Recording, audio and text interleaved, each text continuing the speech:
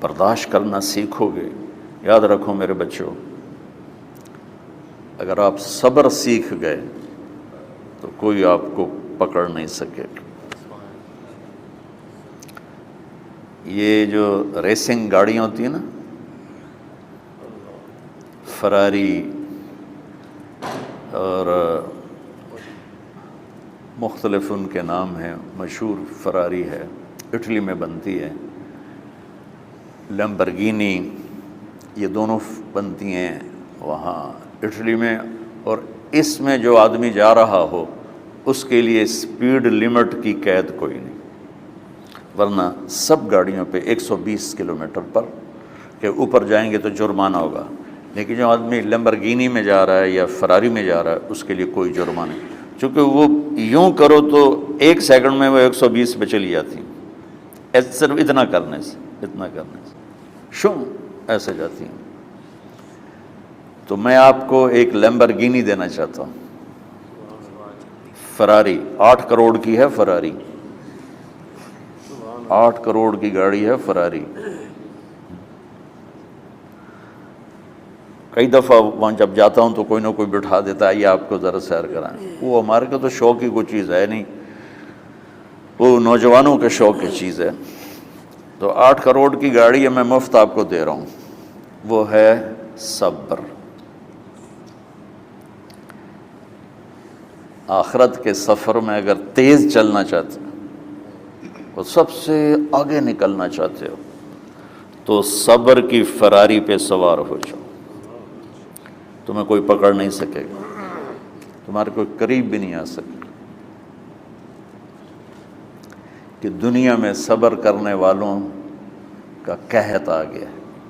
بڑے بڑے علماء ہیں اخلاق سے خالی، بڑے بڑے علماء ہیں صبر جانتے ہی نہیں. اور پورا معاشرہ سر علماء، تم کل کے علماء ہو اس لیے علماء کی بات کر رہا ہوں، ورنہ پورا معاشرہ میرے بچوں صبر سے خالی ہے. تم سیکھو.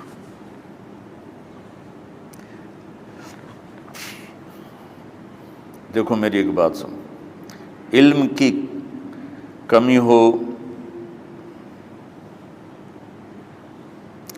تو اچھے اخلاق اس کو چھپا دیتے ہیں، اخلاق کی کمی ہو تو بڑے سے بڑا علم بھی اسے چھپا نہیں سکتا. سارے عیب ہوں اور اخلاق اچھے ہوں تو اخلاق وہ چادر ہے جس میں سارے عیب چھپ جائیں گے. اور ساری صفتیں ہوں اور بد اخلاق ہو تو ہر صفت کو بد اخلاقی چھپا دے گی. میرے نبی نے نماز لمبی پڑھی، اللہ نے روک دیا، کہا نہیں چاہیے. ما انزلنا علیک القرآن لتشقی، مختصر نماز پڑھیں، درمیانی نماز پڑھیں. پیسہ سارا خرچ کر دے، اللہ نے روک دیا. ولا تبسطھا کل البسط، میرے نبی سارا خرچ نہ کرو، کچھ بچا کے بھی رکھو. تبلیغ میں اپنی جان کھپائی، اللہ نے اس سے بھی روک دیا. فلا تذهب نفسک علیہم حسرات، تبلیغ کرو خود نہ مر جاؤ. تبلیغ کتنا بڑا عمل ہے، اللہ نے کہا اعتدال. نماز کتنا بڑا عمل ہے، اللہ نے کہا درمیانہ ہاتھ رکھو. مال خرچ کرنا کتنا بڑا عمل ہے، اللہ نے کہا درمیانہ ہاتھ رکھو. جب میرے نبی میں نے اخلاق میں بلند پرواز دکھائی تو اللہ نے کہا شاباش انک لعلی خلق عظیم. میرا نبی میں آپ کو شاباش دیتا ہوں، آپ کے اخلاق بڑے عالی شان ہیں. یہ نہیں کہا کہ اتنے بھی ذرا تھوڑا اکھ بھی کھائی کر، کوئی کوڑا ہویا کر. تو تم مولوی بڑے غسیلے ہوتے ہو.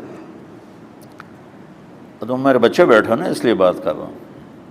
صبر نام کی شے ہی نہیں ہوتی. فقہ پڑھنا تو ہماری مت ماری جاتی. قرآن کو بھی فقہ کے انداز میں پڑھتے ہیں، حدیث کو بھی فقہ کے انداز میں پڑھتے ہیں. بخاری سے زیادہ امام بخاری پڑھاتے ہیں. ترجمۃ الباب پہ اتنا وقت لگا دیتے ہیں کہ حدیث جو اصل چیز ہے اس کی طرف توجہ نہیں جاتی۔ امام بخاری کی کتاب کا مقدمہ کوئی نہیں، تو اس پر جب بخاری شروع ہوتی ہے تو ہفتہ ہفتہ اس پہ سبق چلتا ہے کہ امام بخاری نے مقدمہ کیوں نہیں لکھا، جی میں سارے مل کے یعنی امام صاحب نے تو گلاں کی جان۔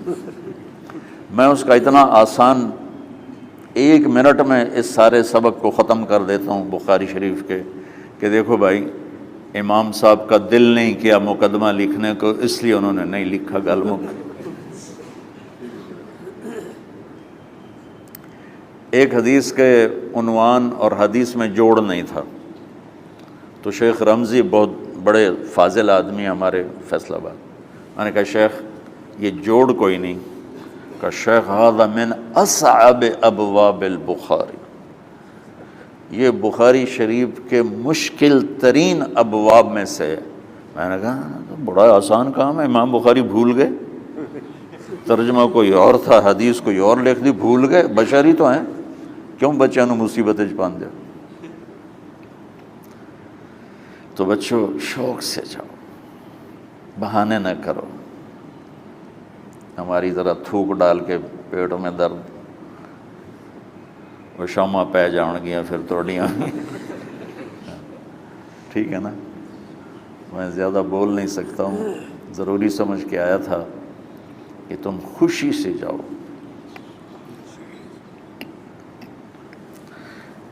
پھر اس میں جو ناگواری آئے گی اسے برداشت کرو گے تو پھر آپ کا صبر بڑھے گا۔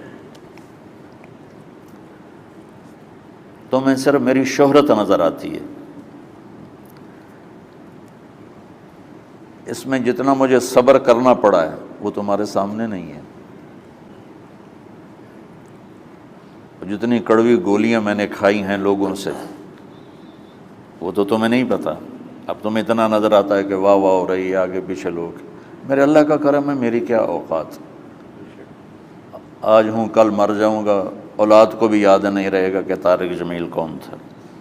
جو ہے اس میرے رب کا کرم ہے، مجھے اپنی شہرت سے کبھی دھوکہ نہیں لگا۔ تو میرے بچوں اس لیے بتا رہا ہوں، کوئی فخر نہیں، کہ مجھے اپنی شہرت سے کوئی دھوکہ نہیں، ایک لمحے کے لیے بھی مجھے دھوکہ نہیں۔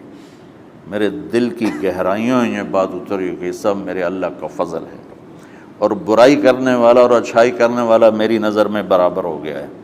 برابر ہونے کا مطلب پہلے سمجھو، تو مجھے گالی دو گے مجھے تکلیف ہوگی، تو میری تعریف کرو گے مجھے خوشی ہوگی، اس کو برابری نہیں کہتے، وہ تو ایک طبعی چیز ہے۔ یہ میں نے ہاتھ پہ اپنا ہی ہاتھ مارا تو اس کو درد ہو رہا۔ تو اگر میں مولوی شوکت صاحب سے بدتمیزی سے بات کروں گا تو ان کو تکلیف ہوگی، اور میں ان کی قربانیاں بیان کروں گا۔ یہ ذرا کھڑے ہونا، ادھر ہاتھ دو، یہ اس سارے نقشے کے بانی ہیں، یہ پہلی اینٹ ہے۔ یہ 3000 روپے اس وقت لے رہے تھے 1985 میں 86 میں کراچی،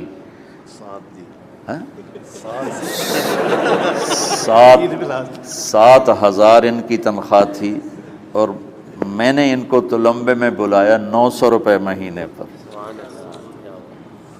کتنا فرق ہے 7,000 اور 900 کا؟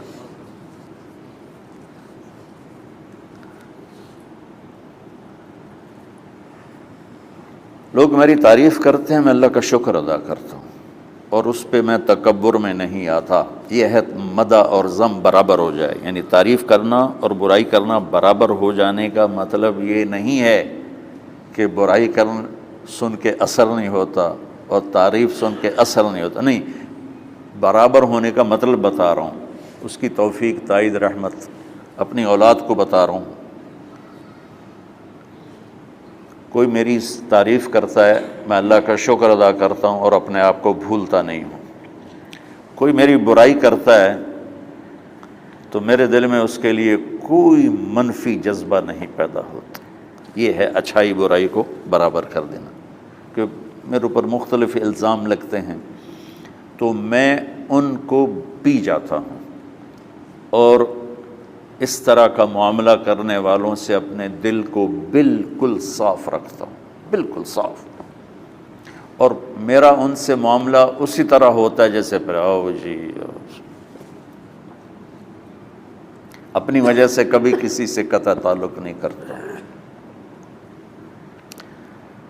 تو بچوں، صبر بہت بڑی دولت،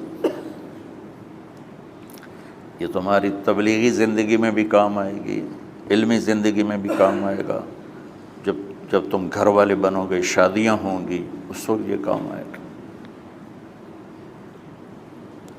ٹھیک ہے، اب بہانہ تو نہیں کرو گے نا، خوشی سے جاؤ گے نا؟ چلو، السلام علیکم۔